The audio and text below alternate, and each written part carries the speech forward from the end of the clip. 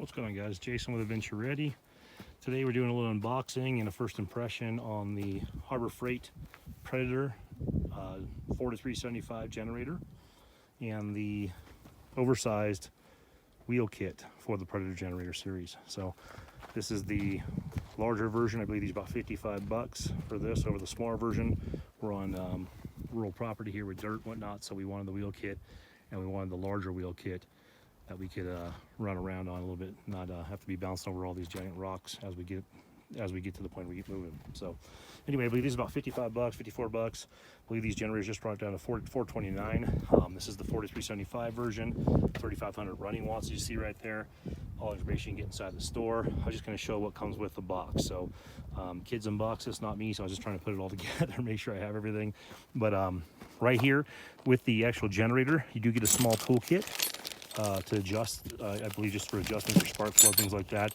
It also comes with, obviously an owner's manual. I didn't dig through that yet, but I like seeing this right here. We're at 5,500 foot elevation, so there is a high and low, I think, altitude kit in here for jetting for your carburetor. So if you're not familiar with how to do that, if I end up having to do that, which I probably will because I'm up to almost, like I said, 5,500 foot elevation.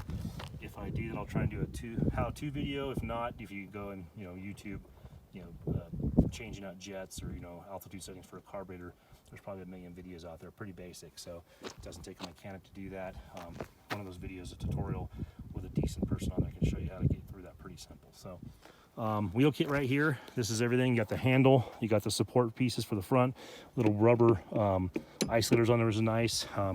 It does have washers on both sides of the little through axles on there, so that'll be nice as far as it goes. It'll still obviously spin. Little instruction kit in here, very basic, very simple.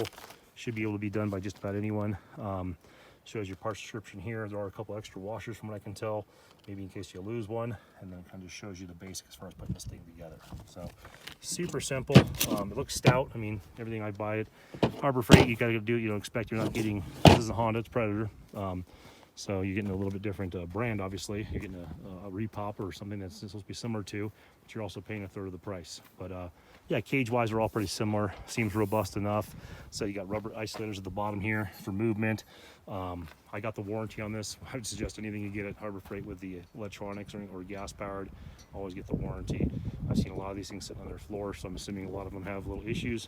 Could also be just user error stuff, but it should suffice for what we need to do. And like I said, we're off-grid, and we're not planning on running a house off of this, just running tools, chop saws, recharging devices, cement mixer, things like that, some lighting, maybe in the evenings. I'm not really about sound. We're 40 acres and we got no neighbors. I mean, we got neighbors, but they're 60 acres away. So, howdy. So yeah, we're not worried about making a bunch of sound for the most part, and this thing will suffice. Newer models have some USB ports in this. This doesn't. I didn't really care about that. I can use the old school, just the plug-in adapter. It does recommend if you're running two devices, run one out of each separate utility or outlet instead of running them both on one, because it's a 15 amp circuit and you can pop it pretty easily if you're drawing more than 15 amps. So has a little RV type hookup right there. 15 amps pretty small. If you're planning on running your RV on this thing, I mean, correct me if I'm wrong, I know it says you can run the RV. I'm a 30 amp RV. A lot of people are 50 amp RVs. Have a look at this plug right here and this signal right there. And if you're going for an RV usage, I would get something with a minimum of 30 amps coming out of this one particular outlet right there. So I wouldn't go with a 15, but with 30 or higher. 50 is even better, but you'd be spending a little bit more money, or you'd be getting a name brand that costs a little bit more. So, or a bigger version of this, sorry. So pretty basic up here. Before you run it, you can put some fuel in it. Stabilizers, if you have things sitting, a lot of people just use their generators for little pops here and there. We're gonna be using this for 16 hours. We're gonna be using this repeatedly for the next 5-6 days. It does have a fuel indicator on here, which is cool. Oil that's recommended is 10W30, and they sell that at most Harbor Freight, so you can pick up some Castrol oil. I believe they have is a brand they carry there. I picked up just 1 quart of oil. Pretty simple machine. I mean, they're all pretty basic, all the same kind of thing. Like I said, we got the 1-year warranty on this. I figure we're gonna use it so hard in the next 5 to 6 months that we'll find out, what the value is on there, and then the warranty will kick in if we need it. And oil alert right here is cool. Let's see what this is here. Just a quick start guide, just tells you what to go through, what to put on, what to look at. Very basic. So wattage, what to do, what to use.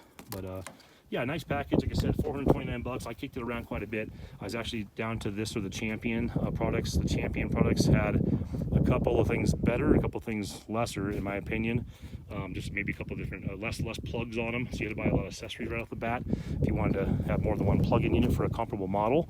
But it was about 50 bucks cheaper than this on sale. However, by the time you buy the cord to adapt this into a multiple prong, you spend 55 bucks anyway on a nice cord. So 429, 54 bucks for the wheel kit. I think it was a no-brainer. I think this will do what we need it to do. So I'll give a review on performance, guys. I'll do a running review once I get it going, like the first impressions. And then, like I said, at the end of the week, when we're done putting this in the paces, we'll give you like a shut off, shut down, altitude on carburetor, that kind of stuff. I'll try and do a review on that, on runnability and functionality and noise. Okay? Thanks, guys, man. Stay adventure ready.